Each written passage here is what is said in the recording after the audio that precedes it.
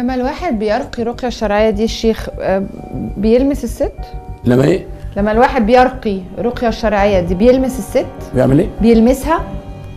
بيلمسها يعني رقية. يلمس ايه؟ يعني لازم تمسك دماغي مثلا عشان تعملي رقية؟ لا ما يلمسهاش من بعيد. لا ما يلمسهاش. والصور التي نشرت انا فين رندا؟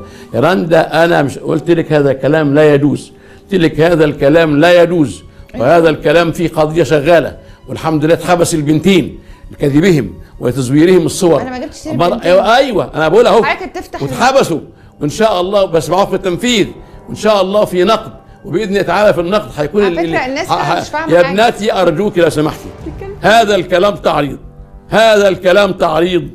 يا غيري الموضوع، تكلمي في امور تهم الناس، تكلمي في امور عامه، تكلمي في حياتنا الواقع المهين.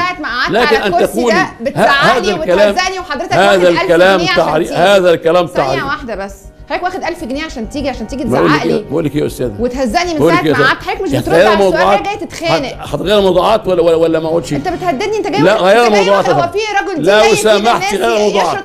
انا بقول لك اهو غير الموضوعات، غير الموضوعات. حضرتك اللي بتشرط عليا يا استاذه غير الموضوعات. انا ما اتكلمتش موضوع في غير الموضوعات بقول لك.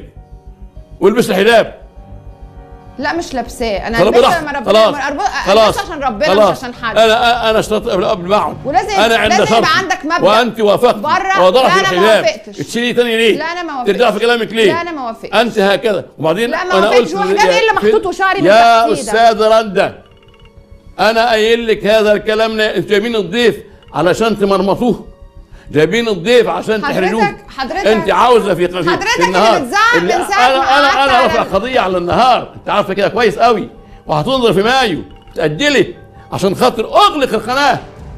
جاي فيها ليه؟ عايز انا رافع قضيه في النهار جاي ليه فيها وبتاخد منها فلوس ليه؟ طب والله العظيم بتاخد فلوس ليه منها وعايز يعملوا هذا الكلام مع القفاية. بتاخد فلوس واجر ليه؟ مش حضرتك واخد منها فلوس والله دلوقتي عشان تظهر؟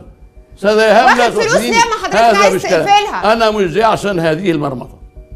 انت كلمتيني في التليفون ادي الناس على ان انا انسان ليا خلفيه وانسان اللي بتمثل وبتعمل تمثيليات على الناس. انا اسفه جدا ان في ناس بتتاجر بالدين كده. انا اللي هقوم مش انت.